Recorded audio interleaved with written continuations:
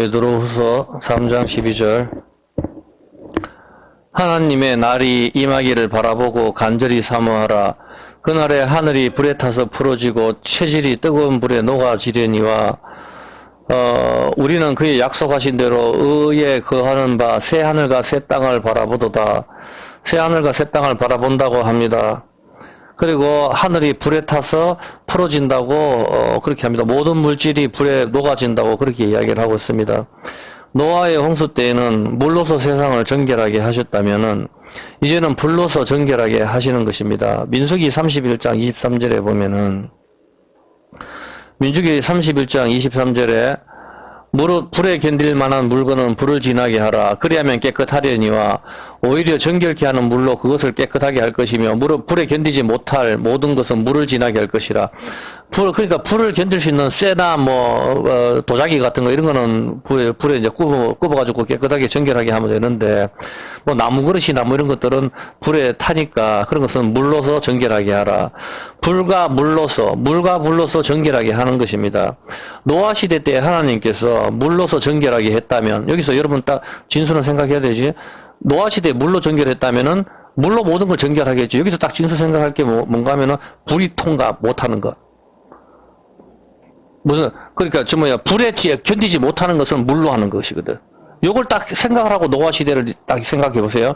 그러면 그런 거는 어떤 답이 나올 거예요. 보면 하나님께서 소돔과 고모라처럼 불로서 이 세상을 먼저 다 끝내버려도 되잖아. 노아의 방주를 쇠로 만들어 가든지. 그렇게 해가지고 하나님께서 노아 가족을 살리셔도 되거든. 근데 물로서 먼저 쓸어버렸잖아. 하나님께서. 물로서 먼저 쓸어버리는 거는 불을 견디지 못하는 물건은 물로서 쓰는 거거든. 그리고 이제 남았을 때는 불로서 쓸어버리는 거라. 이제는 불로서 일단 요 정도는 같이 생각해 보세요. 저도 아직 이 부분 생각하고 있으니까. 자, 이제는 불로서 정결하게 할 때가 남은 것이죠. 물로서 정결하게 했다면 모든 물건은 물과 불로서 정결하게 하는 것입니다. 이것이 계시록 3장 15절이죠. 물과 불로서 정결하게 하는 거. 한번 보세요. 계시록 3장 15절에 보면은 내가 네 행위를 아노니 네가 차지도 아니하고 더웁지도 아니하도다.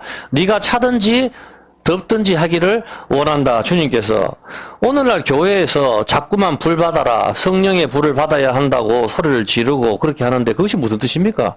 저는 사실 잘 모르겠어요. 무슨 뜻인지. 성령의 불 받아 참참참 피 흘리시 성령의 불기 성령이면 제3위 하나님이잖아. 그럼 불을 받는 게 뭔데 보면은. 너도 그러니까 불을 받는 게 뭐예요, 여러분? 저 정말 나한테 좀 가르쳐 주세요. 불을 받는 게 뭔데? 성령이 불 받으라 하면서 불 받으라 하고 불 뜨거 하고 막 떼굴떼굴 막 구르고 이렇게 하는데 저 쇼 좀 하지 말고 정말 뭔데 도대체? 성령의 뜨거운 불을 받는 게 뭡니까 도대체? 구체적으로 좀 알려달라고. 앞에서 부흥사가 불 받아라 하고 찬송가 크게 부르고 북치고 장구치고 하면 불이 임합니까? 저는 60년 가까이 교회에 있었지만 불 받아라 성령의 뜨거운 불을 내려달라고 소리는 무진장이 많이 들어봤지만 차가워져라, 차가워야 된다, 차가운 물을 부어주소서 하는 말은 단 한마디도 못 들어봤어요. 하나님께서는 네가 뜨거워도 되고 차가워도 된다고 했잖아. 둘 다 하나님 기준에 통과라니까. 차가워도 통과하고 뜨거워도 통과한 거라. 미지근하면은 야는 안 되는 거라. 그게 그거라니까. 그러니까 여러분들이 이걸 잘 아셔야 왜 교회에서 자꾸 불 받으라 하는지. 여러분 찬물 받으라 해도 되는 거예요. 차가워져라 우리를 차갑게 하소서 해도 그게 정답이라니까. 차가워도 된다 하잖아. 하나님께서 차가워도 된다는데. 라오디게아 교회한테 하는 소리 아니에요. 보면 네가 차갑든지 뜨겁든지 하기를 원한다 하잖아. 미지근한 건 안 된다 하잖아. 무슨 말인지 알겠죠? 보면은 이게 무슨 말입니까? 온천수처럼 뜨거워가지고 사람의 병을 고치든지, 온천이 병을 고치는 거거든. 뜨거워서 온천으로 해서 병을 고치든지, 차가운 냉수로 가슴이 뻥 뚫리게 시원하게 하든지 둘 중에 하나를 하라 이 말이라. 무슨 뜻인지도 모르고 성령의 불불불 외치는데 그것이 구체적으로 무슨 뜻입니까, 여러분? 너 말 들어봤잖아. 태명아 틀면 나오잖아. 성령의 불불불 가잖아. 특히 강화문교회 정강목사 한번 켜보라니까 맨날 불이라. 뭐냐고 뜻이.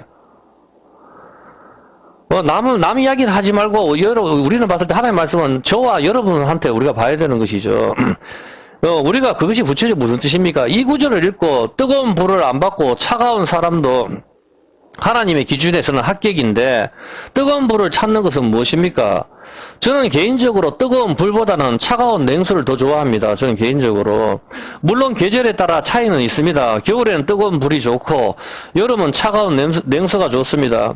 계시록의 이 말씀은 전에 제가 이야기했듯이 뜨겁든지 차갑든지 하라는 이 말씀은 이 라오디게아 지역은 수키로나 떨어져 있는 히에라볼리의 온천물을 수로를 통하여 공급을 받습니다. 수키로 정도, 십몇 킬로 떨어져 있는 그 히에라볼리의 그 온천수가 있는데 그 온천물을 갖다가 이 도시에 라오디게아 도시에다가 온천물을 공급을 받는데 수로를 통해서 라오디게아에 도착할 때쯤 되면 이 온천물 뜨겁던 온천물이 다 식어버리는 거라 미지근해버리니까 이걸 마시면 토해버린다고 미지근해버리니까 온천 그리고 처음에 뜨거운 온천물하고 틀려져 버린다 이거죠. 또 라오디게아의 북동쪽으로 골로세가 있는데 골로세 뒤편에 만년설이 쌓여있을 정도로 높은 바바산에서 만년설 눈 녹은 물에서 흘러내려오는 차가운 물이 있는데 이 차가운 물을 라오디게아 수로를 통하여 끌고 오는 동안 미지근해져 가지고 마시기는 시원한 맛이 하나도 없는 그런 물로 바뀌어 버리는 거예요. 그래서 주님께서는 네가 온천도 아니고 그 저기 바바산에서 흘러내려오는 그 만년설 눈 녹은 물에서 에비앙처럼 그렇게 시원한 그런 물도 아니니까 토하기 딱 좋은 그 물이다 이 말이에요. 이것도 아니고 저것도 아니니까 한 발은 세상에 한 발은 예수 믿는다고 보험으로 딱 걸어놓고 있고 세상에서 돈벌이 하는데 모든 우리 관심사가 거기 다 있고 하나는 우리는 예수 믿고 천국 간다 주일날만 앉아서 이렇게 예배를 하고 있으니 그것이 주님이 토하기에 딱 좋다 이거죠. 마귀를 따라가면 확실하게 따라가서 막 그쪽으로 가서 재벌들처럼 돈 버는 쪽으로 수단과 방법을 가리지 않고 가든지 그것도 아니고 이건 죄인데 하면서 한 발은 또 이쪽으로 빼면서 또 이쪽으로는 또 협상을 하고 있고 그런 모습을 봤을 때 주님께서는 네가 차갑든지 뜨겁든지 좀 했으면 좋겠다. 가슴을 뚫어버리는 시원한 냉소가 되든지 뜨겁게 하든지 성령의 뜨거운 불길 성령의 불이여 성령 불이여 하면서 우리가 노래 많이 부르죠. 뜨거운 것은 우리가 교회에서 북치고 장구치고 노래 크게 부르고 주여 삼창하면서 그렇게 하는데 그렇게 하면 뜨거워집니까? 정말 여러분들이 교회 지금 여러분 수십 년 동안 다녔잖아. 정말 뜨거워집니까 여러분이? 나이트클럽에서도 그만큼 박수치고 노래하면 뜨거워집니다. 몸이 열기로. 안 그렇습니까? 나이트클럽 노래방에서 한 시간만 뛰고 해봐요. 그만큼은 안 뜨거워진 사람 어디 있어요 보면은. 그럼 이상한 사람이지. 정말 개발에 땀나듯이 땀이 난단 말입니다. 당연히 성경에서 뜨거우면 말할 필요도 없어요. 보면은 물과 불로서 정결하게 하듯이 다시 재창조를 이야기하는 겁니다. 오순절날 마가의 다락방에 성령의 불이 임했었는데 이거는 우리가 마음이 뜨겁다고 진짜 불이 각 사람 머리 위에 임했다니까. 진짜 사도행전 2장 1절 한번 봐보세요. 보면은 성경을 보시라고. 사도행전 2장 1절에 보면은 한번 보세요. 사도행전 2장 1절에 오순절날이 이미 이르며 저희가 다 한 곳에 모였더니 호련히 하늘로부터 급하고 강한 바람 같은 소리가 있어 저희 앉은 온 집에 가득하며 불의 혀같이 갈라지는 것이 저희에게 다 보였잖아. 사람들 앞에 각 사람 위에 임해서 각 사람 머리 위에 불이 다 있었다니까. 성령의 불이 우리의 그냥 마음으로 해서 뭐 감성적인 이게 아니고 다 눈으로 보였단 말입니다. 그리고 이건 단일화적인 사건이라고 계속적으로 이렇게 있는 게 아니고 이래 실제로 불이 임했죠. 그러니까 그 다음에 어떤 일이 발생해요. 이 불이 임하니까 말을 알아듣잖아. 방언을 하고 각자 다른 말을 하는데 말하는 걸 다 알아들어 버린다고. 성령의 뜨거운 불이 임했었을 때 딱 나타나는 현상이 뭔가 하면 말을 알아듣는 거라. 예? 그리고 이거 오순절 날에 이게 이 일이 있었었는데 이게 지금 무슨 이야기 하는 거예요? 왜 오순절 날 성령 하나님께서 불이 임하시냐고. 오순절 날 금송아지 섬겼잖아. 오순절날 금송아지 섬겨가지고 뭐 언약이 깨어지는 사건이 일어났으니까 언약이 돌판이 깨어졌다는 것은 말할 필요도 없이 어떤 뜻입니까? 자, 이게 언약의 돌판이에요. 언약의 10계명 돌판 두 개를 갖다 모세가 던졌어. 글자가 다 깨어졌죠. 알아볼 수 있었어요. 못 알아본다니까. 근데 오순절날 이 글자를 알아보는 걸 말하는 거라. 방언이 있기는 뭐가 방언이 있어. 방언은 계시 완성으로 끝났는 거예요. 이미 먹구름에 기도하다가 저 하나님 음성을 듣는다고 이상한 소리 좀 하지 마세요. 그러면 하나님 말씀 성경이 왜 필요한데? 우리가 다 기도해서 하나님 음성을 듣지 성경이 왜 필요합니까? 성경을 얼마나 무시하는 행동이에요 그게. 옛날에는 성경이 신약에는 하나님 음성을 듣는 게 성경이 완성되지 않았으니까 하나님 음성을 주셔야 되잖아. 선지자나 꿈으로 하나님 말씀을 주셔야 하나님 뜻을 알지. 근데 이제 하나님 뜻이 성경이 완전하게 기록이 됐다고 더 이상 더 할 것도 없고 뺄 게 없다고. 그런데 왜 다시 이제 북쪽으로 가라니 헛소리를 하냐 말이에요 도대체. 3년 안에 자유통일한다. 웃기는 소리 하지 마세요. 100% 전쟁이 옵니다. 우리가 보는 게 틀리지 않았습니다. 이미 시작됐고, 보면은, 여러분, 지금 뉴스 봤잖아요. 푸틴이 전쟁 끝낸다, 협상한다, 온갖 소리 다 하지만 지금 어떻게 돼, 보면은. 더 강력한 걸 준비하잖아. 이제 전차를 다 보내고 하니까 푸틴이 이제 더 이상 가만 안 있겠다 하잖아. 협상하는 그렇게 나 떠들고 하는 게 어디 있어요, 뭐. 우리 교회 설교한 대로 다 맞지 않습니까, 지금? 단 한 번도 우리는 의지를 굽힌 적이 없어요, 보면은. 여기서 봤었을 때, 이 글자를 알아보지 못하게 된 거 전부 죽었다 이 개념입니다. 그런데 오순절날 똑같은 날에 성령의 불이 임할 때 서로 말을 알아듣는 사건이 발생한단 말입니다. 이것이 성령의 뜨거운 불이 임할 때의 표적입니다. 그리고 이 사건은 단 1회만 일어났습니다. 계속적으로 불이 사람들 머리에 있고 하는 것은 아닙니다. 이 사건은 금송아지 언약이 깨어진 것을 다시 예수님으로 인하여 회복이 된 것을 이야기하고 있는 것이죠. 성령이 너희에게 임하시면 너희가 뭡니까? 권능을 받고 유대와 사마리아 땅끝까지 이르러 복음을 전한다 하잖아. 복음을. 너기서 그 복음을 전한다. 뜨거운 것은 뭡니까? 누가복음 24장 32절 한번 봐요. 뜨거운 것은 누가복음 24장 32절에 누가복음 24장 32절에 한번 보시면 한번 보세요. 저희가 서로 말하되 길에서 우리에게 말씀하시고 우리에게 성경을 풀어주실 때 우리 속에서 마음이 뜨겁지 않더냐? 성경을 깨달아질 때 마음이 뜨겁지 않더냐? 이거라니까. 마음이 뜨거운 것은 몸이 어떻게 뜨거워요? 그러면 감기도 아닌데 하나님 말씀에서 마음이 뜨겁단 말입니다. 마음이. 내가 저 사람을 좋아하거나 이렇게 했을 때 여러분 마음이 두근거리고 마음이 뜨겁잖아. 전부 다 하나님 말씀이 이해가 돼. 하나님 말씀이 이해가 될 때 마음이 뜨거운 것이다 이 말입니다. 오순절날에 마가의 다락방에서도 성령 하나님 임하셨을 때 서로 말을 알아듣습니다. 말을 알아듣는다는 것은 깨어진 돌판이 다시 회복이 되었다. 다시 두 번째 돌판을 받았다. 이제 글자를 알아볼 수 있다의 개념이다 이 말입니다. 우리가 북치고 장구치고 주여 삼창 부르고 기도한다고 해서 뜨거워지는 것이 아니라 말입니다. 마태복음 7장 21절에 뭐라고 있습니까? 우리 주여 삼창 부르고 기도합시다 하면서 주여 주여 주여 맨날 이 삼창을 하면서 기도하는데 왜 삼창을 해 도대체? 아니 우리가 여기서 봐도 나더러 어떻게 성경에 뭐라고 합니까? 주여 주여 하는 자는 어떻게 한다? 지옥 간다 하잖아. 좀 보시라니까.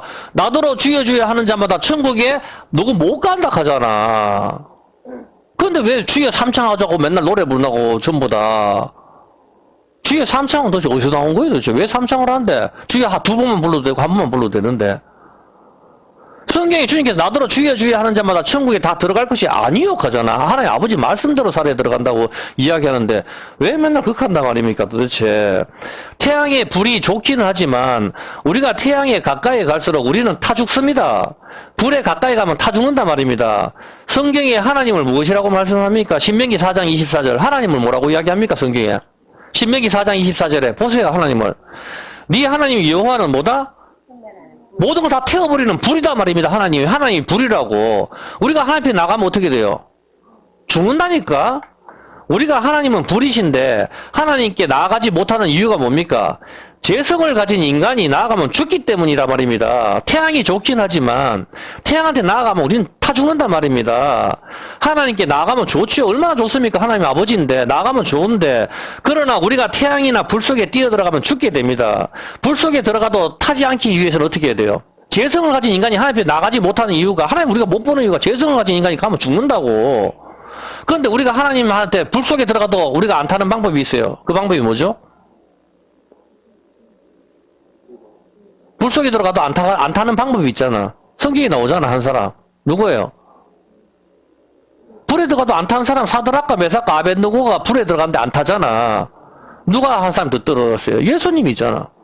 예수님과 함께 들어가면 불에 들어가도 안 탄단 말입니다. 성경은 그 이야기를 하는 거라. 재성을 가진 이 세상 모든 인간은 하나님 앞에 나가면 다 죽는단 말입니다. 그런데 우리가 하나님께 나가서 살 수 있는 방법이 바로 물을 들고 가면 된다고. 그 진노의 불을 끌 수 있는 물. 그게 피라고 이야기하는 거라. 예수님하고 같이 나갔을 때 하나님의 진노를 다스리는 거죠. 하나님의 진노가 십자가에서 쏟아졌으니까 이미 예수님께 행해졌단 말입니다. 그 피로 하나님의 진노를 다뤘을 때, 불 속에 들어갔을 때 이 세 명은 살아남는 거라. 다니엘의 세 친구는. 성경은 그런 이야기를 하는 거라. 갑자기 그런 걸 왜 보여주겠냐고. 세 명이 더 가면 타 죽는데 한 명이 더 있잖아. 그래서 안 타는 거 아니냐고. 전부 다. 진노가 끌 수가 있는 불을 끌 수 있는 건 물밖에 없잖아. 어떤 게 있냐면 불과 물은 상극인 것 같지만은 다 그런 의미가 있단 말이에요. 진노의 불을 끌 수 있는 거는 물이란 말입니다. 예수님 피를 말하고 있는 거예요. 우리의 재성을 모르고 그냥 나가면 죽습니다. 자꾸 뭣도 모르는 건데 하나님을 보여달라, 하나님 보여달라. 하나님 보면 죽는다니까. 죄를 가진 인간이 타 죽어. 여러분 태양한테 가까이나 불 속에 들어가 보세요. 사는가. 타 죽잖아. 내가 어떻게 하장터에서 태워버리잖아. 근데 어떻게 해서 내가 불이 되든지. 내가 불이 되면 괜찮지. 하나님 말씀을 가진 자를 신이라 하잖아. 하나님 말씀이 들어오든지. 그 수밖에 없다니까. 제가 강량제철, 그 협력사에 일을 했었을 때, 강량제철에 발령나서 가서 일을 한 적이 있습니다. 용왕로를 고로라고 부르는데, 불이 하도 뜨거워서 흙도 탄다는 이야기를 제가 얼핏 들었어요. 흙도. 당연하죠. 흙도 불에 들어가면 탑니다. 도자기나 밥그릇, 흙으로 만든 것은 불에 넣어서 전부 다 굽는 거 아닙니까? 하나님은 토기장이시기 때문에 흙인 우리를 갖다가 불에 넣어서 다시 재창조를 하시는 겁니다. 땅속에 화산 폭발이 일어날 때 흙이 녹는 것을 봤죠. 성경에 나오죠.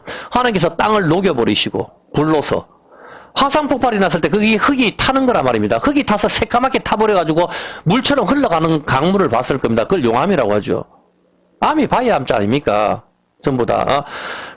그래서 땅속에서 화산 폭발이 일어날 때 흙이 녹아서 흘러내리는 그런 모습들, 당연히 흙으로 만들어진 인간을 다시 재창조하기 위해서는 우리 마음에 뭐가 들어와야 돼요? 불이 들어와야 된다니까. 우리가 흙이잖아. 그러니까 우리 마음에 불이 들어와야 우리가 재창조가 되는 거지. 뜨겁게 한다는 것. 그것이 하나님 말씀이란 말입니다. 신명기 33장 2절 하나님 말씀을 뭐라고 이야기합니까? 신명기 33장 2절에는 일러서 성경은 한 권이에요. 성경은 말할 필요가 없어요. 일러서 때 여호와께서 시내에서 오시고 셀산에서 일어나시고 바란산에서 비치시고 일반 성도 가운데서 강림하셨고 그 오른손에는 불 같은 뭐다? 하나님 말씀이 불이란 말입니다. 하나님 말씀이 불. 하나님 말씀이 내 안에 들어왔을 때, 불이 내 안에 들어왔을 때 이 흙이 어떻게 돼요? 우리는 흙이니까 도자기가 되는 거라. 재창조. 하나님 말씀이 들어올 때. 하나님 말씀이 안 도는 사람은 어떻게 돼요? 그냥 흙으로 있는 거라. 그걸 죽었다 하는 거라. 하나님 말씀이 없는 사람, 흙. 그거는 죽은 상태지, 흙. 어떤 개념인지 알겠습니까? 근데 하나님 말씀이 들어올 때 비로소 생기가 들어오는 거라. 생기가 들어왔을 때 산령이 되었다가 되는 거라. 그때 이 사람이 재창조가 된다니까? 그게 영원한 생명을 얻는 거라. 여러분 영원한 생명을 얻겠습니까? 불로 좀 먹는다고 되는 게 아니라 그게 말씀이라. 말씀이 내 안에 들어오면 내가 재창조가 된다니까? 그 이야기를 하는 거지. 그것이 뜨거운 거 거듭난다. 물과 성령으로 거듭나는 것이죠. 제발 북치고 장구치고 하지 말고 말씀을 내 안에 좀 넣기를 바랍니다. 그런데 특징이 말씀이 없어요. 뜨거운 것입니다. 그것이 뜨거운 것이란 말입니다. 차가운 것 역시 마찬가지입니다. 소자에게 냉수 한 그릇 주는 거. 잠언 25장 13절. 이 소자에게 냉수 하나 주는 게 이게 차가운 것 아니에요. 보면 소자에게 냉수 한 그릇 주는 거. 잠언 25장 13절에 보면은 충성된 사자는 그를 보낸 이에게 마치 추수하는 날에 얼음 냉수 같아서 능히 그 주인의 마음을 시원케 하느니라. 얼음 냉수 같아서 추수하는데 땀이 흐르고 막 정말 목말라 죽겠는데 얼음 냉수 한 그릇 주면 가슴까지 뻥 뚫리죠. 그게 차가워지는 거라. 그게 뭡니까? 목마른 사람한테 물 차가운 냉수 주는 게 말씀이잖아. 뜨겁든지 차갑든지 그거는 말씀을 말하는 거라. 제발 여기서 와가지고 뭐 무당들 굿하듯이 그렇게 하지 말고 왜 하나님 말씀을 그렇게 모독을 하냐고. 성령 하나님은 이미 우리 안에 있는데 성령 하나님이 계시니까 우리가 예수를 갖다가 메시아라고 부르는 거 아닙니까? 성령 하나님이 없는 사람이 여러분 친구가 이 메시아라고 예수는 그리스도하고 그렇게 부릅니까? 아니잖아. 나의 구세주라고 부릅니까? 안 부르잖아. 얼음 냉수 왜 차가운 물입니까? 이 차가운 물은 바로 눈이 녹은 물이라 이 말입니다. 눈은 어디에 있습니까? 눈은 이스라엘 제일 높은 산 북방에 있는 시온산에 있습니다.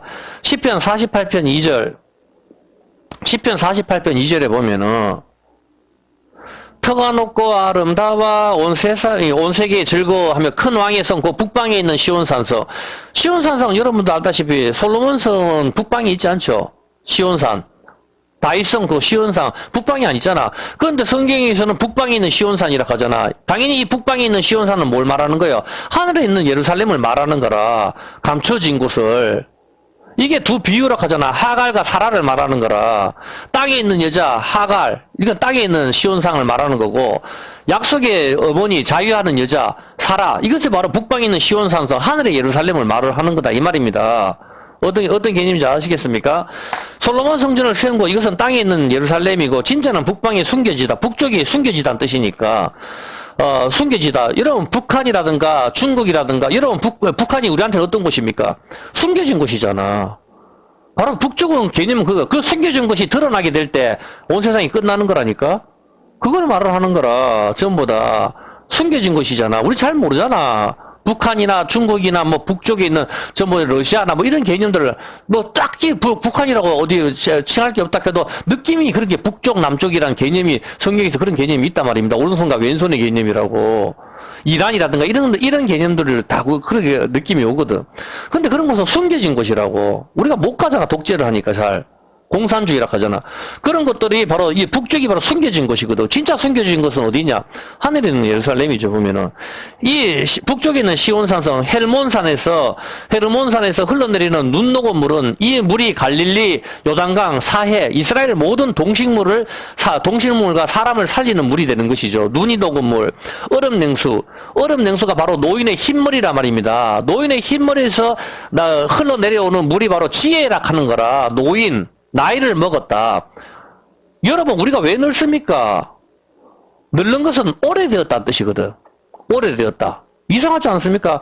우리는 아무것도 바뀐 게 없는데, 태양이 율법이 이거 하려고 하면 언제 시간이 되면 한번 왜 늙고 주름이 지는지 이 부분에 대해서 한번 설명을 한번 해드릴게요. 지혜의 말은 흰머리가 노인의 지혜를 말하는 거거든. 흰머리가 노인의 지혜인데, 이 흰머리, 노인의 지혜가 이스라엘 모든 사람을 살리는 거라. 그게 바로 이스라엘 헤르몬산의 흰 눈에서 이 만년설에서 녹아내리는 이 차가운 물이 요단강, 갈릴리, 사해바다 전부 다 살리는 동식물들, 사람까지 이 물을 마시고 이스라엘이 소성하는 거라고. 이게 지혜라고 하는 거라. 흰산 눈이 덮여 있는 거, 이 눈이 녹아서 흐르는 물, 냉수, 이걸 얼음 냉수. 이 얼음이 뭡니까? 얼음을 다 원어가 뭐죠? 대머리라니까. 얼음이 우박이잖아. 대머리, 눈 녹은 물, 대머리, 골고다를 말하는 거라. 거기서 흘러내리는 모든 물로 온 세상이 산다. 이게 본질이라니까. 이스라엘은 모형이고 좀 깨달으라고. 골고다 맨날 그런 소리만 하지 말고. 골고다 대머리잖아. 해골. 뭘 가리키냐고. 그게 얼음이잖아. 우박. 그게 바로 이게 저 헬몬산의 눈 녹은 물을 말하는 거라. 지혜. 머리가 하나도 없다. 수치를 말하잖아. 수치. 내가 당해야 될 수치를 예수님이 당하는 거. 그래서 이 얼음 냉수는 바로 하나님 말씀인 것이죠. 이 물을 마시면 갈증이 사라지는 것. 이것이 바로 차갑든지 이거라 말입니다. 나는 너가 차갑든지 뜨거웠으면 좋겠다. 주님의 말씀이 뭔지 알겠습니까? 둘 다 말씀을 넣어라 이 말입니다. 그것이 차갑든지 뜨겁든지 이야기니까. 하나님 말씀이 내 안에 들어올 때 차갑든지 해도 하나님의 칭찬을 듣는데, 주여 삼창하면서 주여 삼창하면은 뭐라 합니까? 주여 삼창하고 기도합시다. 하나님께서 난 모른다 한다니까. 아까 주여 삼창하고 주여 불렀자. 주여 하지만 난 너가 모른다 하잖아. 불법을 행하는 자 떠나라 하잖아. 주여 부르면 뭐요? 주님 모른다는데. 손을 펴고 기도한다는 것은 아주 의미가 있긴 하지만, 이건 역시 의미를 모르고 기도하면 주문이 됩니다. 여러분, 교회에서 목사님들이 뭐라 합니까? 목사님들이 이렇게 축도를 하잖아. 왜 손을 드냐고. 그리고 우리 주여 삼창할 때, 부흥사들이 맨날 그런 이야기 하잖아요. 우리 다 같이 손을 높이 들고, 주여 삼창 부르고, 기도합시다 하면 전부 여기서 노래 흘러나오잖아. 그 막 하잖아, 속이. 전부 다 개구리라 하는 거라, 그거를. 기도는 골방에서 알았겠잖아. 여기서 예레미야 8장 17절 한번 보세요. 기도를 잘못하면 주문이 됩니다. 왜 주문이 되는가 하면 한번 볼게요. 여호와께서 말씀하시되 내가 술법으로도 제어할 수 없는 뱀과 독사를 너희에게 주게 보래. 이 술법이 라하시인데 의미가 술법, 방수를 베풀다, 그리고 부적입니다. 부적 그리고 속삭임, 그리고 우리가 하나님께 기도한다 하는 그 기도입니다. 이제 아시겠습니까? 여러분이 우리가 하나님께 기도하는 이 기도가 잘하면 기도가 되지만 잘못하면 부적이 된다고. 부적이 뭡니까? 오늘 뭐 안 좋은 일을 당할 것 같으니까 이걸 비계 속에 집어넣어라. 이래야 남편이 바람을 안 핀다. 그게 부적 아닙니까? 술법이라고. 여러분 기도하는 게 부적이 되는지, 밥 먹기 전에 기도하긴 하는데 정말 진심으로 살아계신 하나님을 믿고 기도합니까? 부적입니까? 술법입니까? 방술입니까? 속삭임입니까? 정말 기도입니까? 하나님에 대한 간구입니까? 아무 생각 없이 그냥 하는 것이 그것은 주문, 술법, 부적입니다. 정확하게 살아계신 하나님께 진지하게 기도를 해야지. 주여 삼창합시다 앞에서 외치니까 또 안 하고 내가 장로가 집사인데 안 할 수도 없고 같이 손들고 여기 와서 와글와글 저기서 와글와글 그것이 개구리인 것이죠. 하나님의 이름을 망령되이 불러서도 안 되며 우리는 하나님을 경외해야 되는데 경외가 두렵게 알아야 된다 이 말입니다. 조심해야 합니다. 우리의 기도를 들으시기 때문에 정확하고 진지하게 우리의 속마음을 우리가 하나님 앞에 알아야 된단 말입니다. 여러분 비밀리 하세요. 집에서 혼자 개인적으로 하나님 앞에 정말 여러분 속마음을 내 진로에 대해서도 공부하고 내 병에 대해서도 공부하는 게 하나님 앞에 알고 모든 걸 다 하나님 앞에 정확하게 하나님 앞에 알면서 기도를 하면서 여러분이 하루하루를 살아가라 이 말입니다. 그 길을 사람이 그 길을 계획할지라도 하나님 그 길을 인도하시는 여호와 하나님이라 했지 않습니까? 주여 그리고 여러분 하나님의 음성은 성경으로 들으시기 바랍니다. 기도하고 쉬었다가 하나님의 음성 듣는다 하면은 이상한 소리 듣게 되니까 주여 삼창하고 손을 들고 기도를 했는데 손을 들고 기도하는 것이 무슨 뜻입니까? 손을 들고 기도하는 거. 오늘 여기서 중요한 거 하나를 가르쳐 줄게요. 또 한 개를 하나 가르쳐 줄 테니까 잘 한번 배워보십시오. 열왕기상 8장 22절 한번 볼게요. 열왕기상 8장 22절. 여기서 일단 이거 하기 전에 여러분한테 하나님께서 독수리 날개로 내가 너희를 업어서 인도했다 켜줘. 왜? 질문입니다. 왜 독수리 날개에서 없냐고. 참새로 업어도 되잖아. 제비로 업어도 되고. 그런 생각 안 해봤어요? 메뚜기로 업어도 되잖아. 날잖아, 날기는. 왜 독수리, 갈매기 멋져나, 갈매기. 갈매기의 노래도 많은데, 갈매기 노래도 많고. 갈매기로 업어도 되잖아. 왜 독수리 날개로 없냐고. 예? 그 독수리 대물이죠. 그렇죠. 독수리 대물이죠. 그거 말고 다른 이유가 또 하나 있어요. 중요한 이유. 이제 그거를 가르쳐 드릴 테니까, 이게 연계가 되니까, 그걸 생각하면서 한번 보십시오. 솔로몬이 여호와의 단 앞에서 이스라엘 온 회중을 마주서서 하늘을 향하여 손을 어떻게 했다? 자, 한번 기도할 때 어떻게 손을 이렇게 들죠? 들고 손을 펴는 거예요. 우리가 하나님께 기도합시다 할 때 이렇게 해가지고 이게 아니고 이거라니까. 자, 손을 펴는다. 열왕기상 8장 38절 한 몇 군데만 찾아볼게요. 잘 보세요. 8장 38절에 보면은 30절 한 사람이나 혹 주의 백성 이스라엘이 다 각각 자기의 마음에 장을 이전을 향하여 손을 어떻게 했다? 손을 펴고 기도할 때 손을 손을 펴고 기도하면 하나님께서 봐라 여기서 한번 보십시오. 이 전을 향하여 손을 펴고 무슨 기도나 무슨 간구를 하거든 주는 계신 곳 하늘에서 들으시고 그러면 다니엘이 어떻게 했어요? 동쪽을 향해서 기도했잖아. 동쪽 창문을 열고 왜 동쪽 창문을 향해서 기도해? 동쪽에 예루살렘 성전이 있으니까 끌려와도 어떤 개념에서 우리의 천국도 있어요. 에덴에서 빛이 나오는 거 동방이잖아. 그래 거기를 보고 기도하는 개념이 그 개념이라니까. 빛이 나오는 것이 동쪽이거든. 동쪽을 향해서 기도하는데 그러면 다니엘이 어떻게 기도했어요? 다니엘이 손을 펴지. 이렇게 기도하라고 했으니까 이렇게 기도했다니까. 손을 펴고. 자 그럼 손을 펴고 기도하는데 축도가 이제 어떤 개념인지도 여러분 다 잡힐 겁니다. 왜 손을 들고 기도하냐고. 손 안 들고 기도하시면 하나님 어디야 못 들으시나. 아니잖아요. 열왕기상 8장 54절 하도 많아가지고 그냥 딱 두 개만 더 찾아볼게요. 한번 보세요. 솔로몬이 무릎을 꿇고 손을 펴서 여도 손을 펴죠. 역대하 6장 29절. 역대하 한번 보세요. 우리가 전부 여지 없어서 하면서 손을 이렇게 펴고 기도하는 게 어떤 의미인지 알고 그래 하시라고. 그것도 모르고 그냥 하지 말고 여기서 봤을 때 29절에 한 사람이나 혹 주의 온 백성 이스라엘 다 각각 자기의 마음의 제한과 고통을 이전을 향하여 손을 펴고 무슨 기도나 여기도 나오죠. 손을 펴고 시편 143편 6절. 시편 143, 시편 143편 6절. 주를 향하여 손을 펴고 내 영혼이 마른 땅까지 주를 사모하나이다. 주를 향해 손을 펴고. 여러분들 기도할 때 손을 펴는 거 굉장히 좋습니다. 이 손을 펴서 기도하는 것은 상당한 의미가 있습니다. 손을 펴는 것을 무엇이라고 했습니까? 제가 지난번에 손을 펴는 거. 손을 이렇게 쫙 펴는 게 뭐냐고 이걸 했잖아. 그렇지. 종려나무. 종려나무인데 이걸 다시 다른 말로. 종려나무가 뭐냐고. 종려나무 한번 띄워줄래요? 예? 그 종려나무가 다말인데 종려나무가 무슨 뜻이냐고. 종려나무 사진 한번 띄워줘. 종려나무 이파리 한번 띄워줘. 그렇죠. 이게 날개. 손을 펴는 게 날개라니까. 새의 날개. 이제 알겠습니까?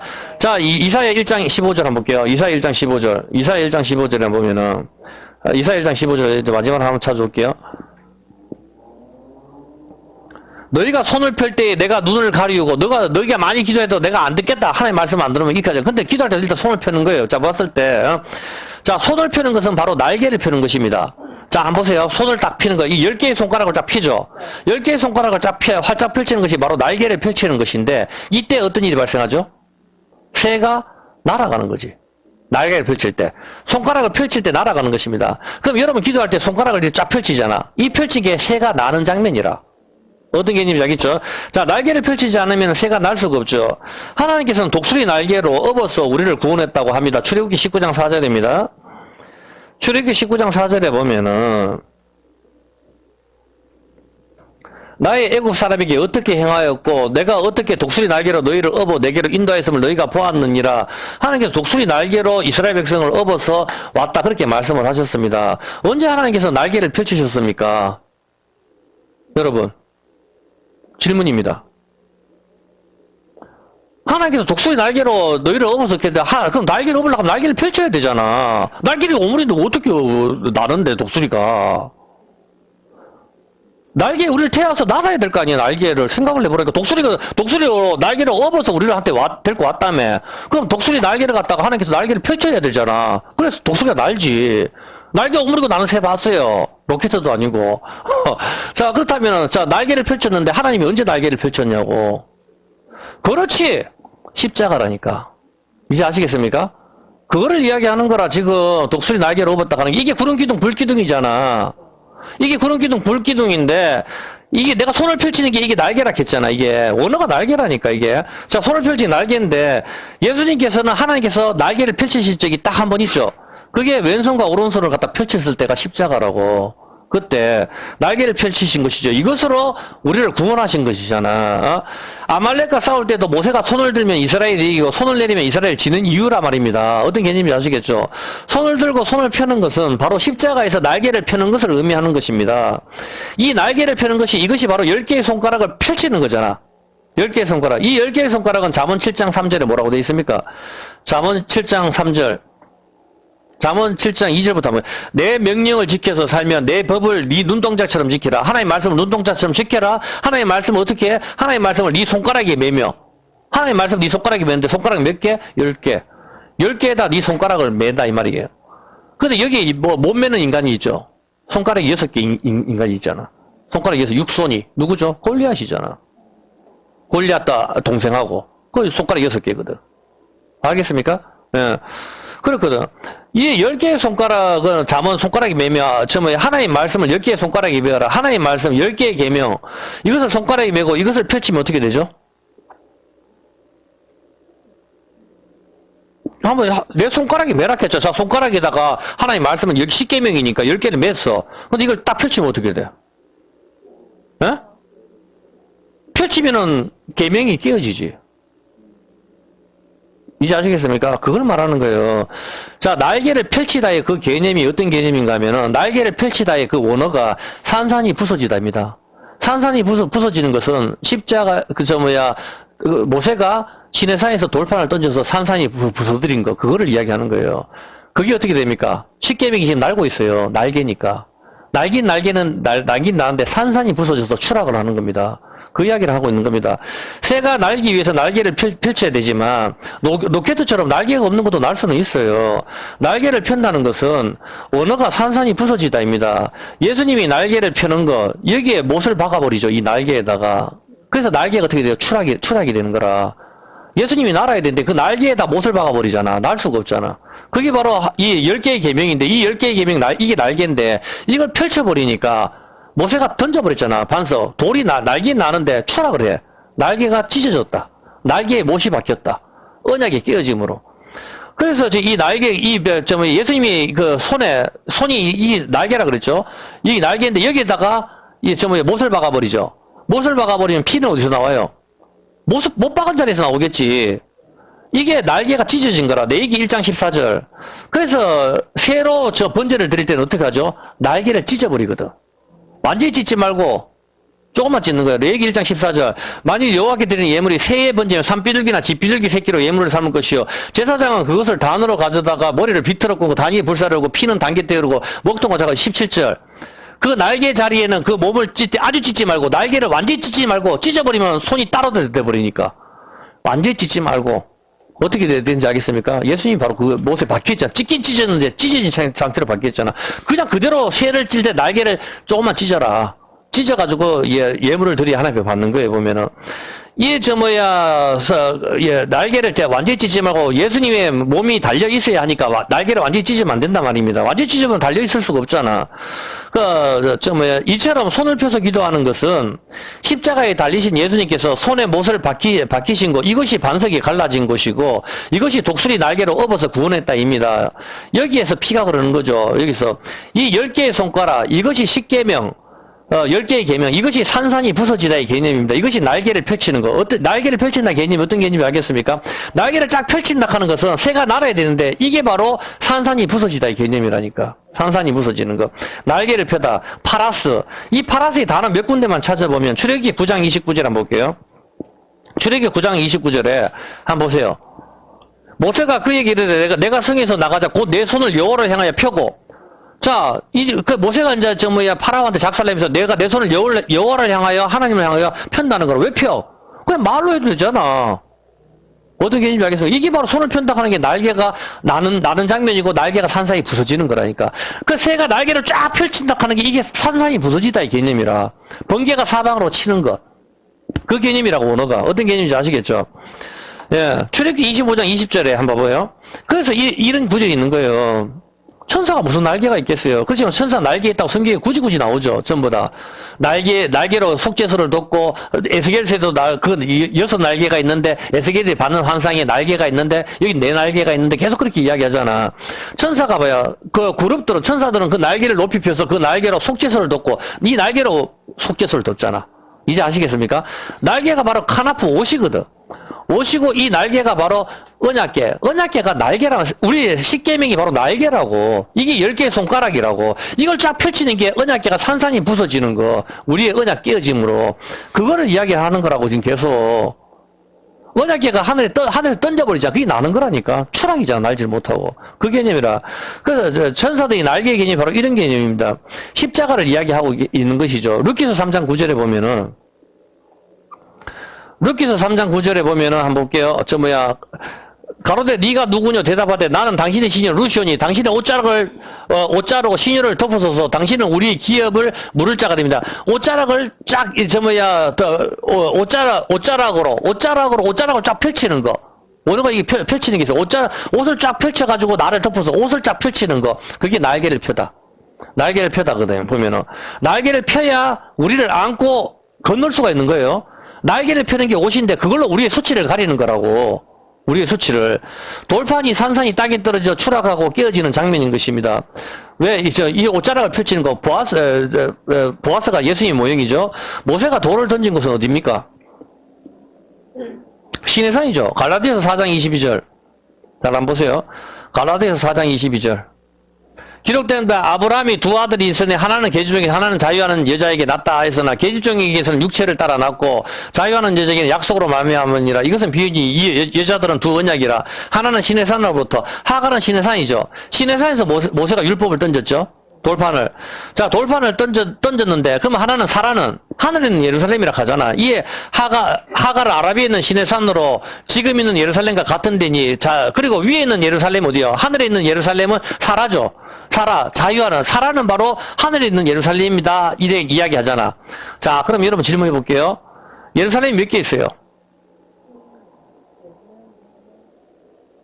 2개잖아. 땅에 있는 거 하나, 하늘에 있는 거 하나. 북쪽에 있는 시온산성 모형이니까. 어차피, 하늘에 있는 거 하나, 땅에 있는 거 하나. 그 예루살렘은 왕궁이죠. 왕궁에는 누가 거하시죠? 왕이죠. 당연히 왕이 거하죠. 그러면 그 시내산에서 언약의 돌판을 갖다가 던져버렸어요. 추락을 했죠. 추락을 했는데 똑같은 장면으로 하늘의 예루살렘에서 누가 내려오죠? 이제 아시겠습니까? 하늘의 예루살렘이 돌이 돼서 떨어지는 거라. 땅에서 추락을 하잖아. 십자가에서. 날개에 못이 박히잖아. 어떤 그림인지 알겠습니까? 예, 그렇죠. 예수님이 반석이라 그랬으니까. 시내산에서 돌을 던졌듯이 하늘의 예루살렘에서 돌이 떨어진다니까? 반석이. 예? 반석이, 제가 이렇게 이야기하면 여러분 여기서 더 공부를 많이 하세요, 보면은. 예수님이 땅에 떨어져서 십자가에 깨지죠. 날개가 찢어졌다. 이것이 추락인 것이죠. 돌을 모세가 던진 것은 돌판 10개의 계명, 이것이 펼쳐져야 날아가는데, 날아가서 땅에 떨어져 버립니다. 날개가 찢어진 것입니다. 추락. 똑같은 장면으로 반석이신 예수님이 하늘에 있는 예루살렘에서 떨어지셔서 십자가에서 깨지셨습니다. 날개가 정확하게 날개에 못이 박혀버리는 거죠. 이것이 손을 펴다, 옷을 펴다, 안수인 것입니다. 안수. 이제 왜 안수하는지 아시겠죠? 안수. 내재가 증가가 되는 것이죠. 손을 펴는 것, 날개를 펼치는 것, 파라스, 산산이 부서지다입니다. 기도할 때 주여 삼창하지 마시고, 손을 들고 펴서 그렇게 하시기 바랍니다. 주여 삼창을 하지 마시고, 여러분이 이렇게 손을 펴서 기도하시기 바랍니다. 이것이 십자가의 날개, 내재로 해서 날개에 못이 박힌 그것을 이야기하고 있는 거니까. 그 의미는 십자가 예수님이 설명하고 있는 것이죠. 바로 하나님이 날개를 펼치시는 거. 십자가에서 하나님이 펼치잖아. 그게 날개를 펼치는 거라. 그걸로 우리를 구원해서 내가 너희를 구원해서 나왔다. 그래서 십계명이 제일 먼저 항상 하나님께서 먼저 하시는 말씀이 있잖아. 나는 너를 애굽에서 건져낸 여호와다. 항상 그 이야기 먼저 애굽 종로로 사는 너희를 먼저 건져낸 여호와다. 내가 누군지 알겠니? 내가 너를 건져낸 여호와야. 그러니까 나를 잘 알고 이 계명을 지켜야 돼. 계속 그 말씀 하시는 거라고 먼저. 제일 중요한 말씀 1계명이 아니고 그거라니까. 1계명보다 앞에 있는 게 내가 너를 애굽에서 건진 여호와다. 그게 제일 중요한 거잖아. 제일 먼저 나오잖아. 그걸 기억을 해야 되는 거라. 그래서 우리가 이 십자가 예수님을 설명하고 있는 것이 아무 의미 없이 손을 들고 주여 삼창을 하면은 술법이나 주문이나 부적이 되어버립니다. 어떤 개념인지 아시겠습니까? 이제 이 의미를 알고 기도 하나님께 간구를 하시라고 여러분이 눈물이 흐르게 될 겁니다. 가슴으로. 손을 펴서 기도한다는 것은 이런 의미가 있는 것입니다. 십자가에 예수님이 그 펼친 손에 못이 박히는 것을 이야기하고 있는 것이죠. 이것이 바로 뭐죠? 예수님 펼친 손에 못이 박혔을 때 손이 갈라지죠. 그걸 지진이라고 이야기하는 겁니다. 지진. 지진으로 땅이 갈라지는 것, 이것이 바로 반석이 갈라지는 것, 날개가 찢어지는 것, 땅이 기우뚱하는 것, 추락이다. 이 말입니다. 땅이 어디 있죠? 우주 한 공간에 달려 있잖아. 우주 한 공간에 달려 있는 이 땅이 지진이 일어나는 것, 그것이 바로 날개가 찢어지다. 원어가 그렇다고, 지진이. 그게 추락이라고. 날개가 찢어지는 거 추락이란 말입니다. 손을 펼치시는 거 무척이나 큰 의미가 있는 것입니다. 그래서 역대하 6장 1절에 한번 보면 이제 여러분 여기서 질문에 대답해 보십시오. 중요한 거니까. 역대하 6장 1절에 보면은 왜 제가 이걸 자꾸 설명하는가 하면은 이게 독수리 날개로 왜 했을까? 이걸 지금 설명하려고 하는 거예요. 갈매기로 해도 되잖아. 갈매기도 날개 없나? 어? 그때 솔로몬이 가로되 여호와께서 어디 계신다? 흑암에 계신다. 왜 하나님께서 흑암에 계시죠? 좀 이상하지 않나요? 솔로몬이 성전을 지어가지고 하나님 여기 계십시오 하니까 그때 솔로몬이 여호와께서 캄캄한 데 계시겠다 말씀하셨다. 왜 하나님께서 캄캄한 데를 좋아해요? 우리 한국적으로 봤을 때 어두운 데 캄캄한 데 있는 것은 히키코모리나 뭐 전부 뭐 그런 사람들 은둥형 외톨이 뭐 이런 사람이나 그런 데 있기를 좋아하지. 정상적인 사람은 다 빛 보고 있는 걸 좋아하는데 하물며 빛이신 하나님께서 캄캄한 데 있고 싶어 하시니까 이상하지 않습니까? 빛 가운데 있어도 모자랄 판인데 흑암 가운데 계신다니 이게 무슨 뜻입니까? 열왕기상 8장 12절 한두 군데가 아니에요. 보면은 열왕기상 8장 12절에 보니까 그때 솔로몬이 가로되 여호와께서 캄캄한 데 계시겠다 말씀하셨사오니 왜 하나님께서 캄캄한 데 계시냐고요. 출애굽기 20장 21절 실제로 하나님께서 또 캄캄한 데 계셨거든요. 출애굽기 20장 21절 한번 볼게요. 백성은 멀리 섰고 모세는 하나님이 계신 어디? 암흑 흑암으로 나가는 거라. 모세는 하나님께 계신 암흑 흑암으로 나갔습니다. 하나님께서는 실제로 암흑 속에 계셨단 말입니다.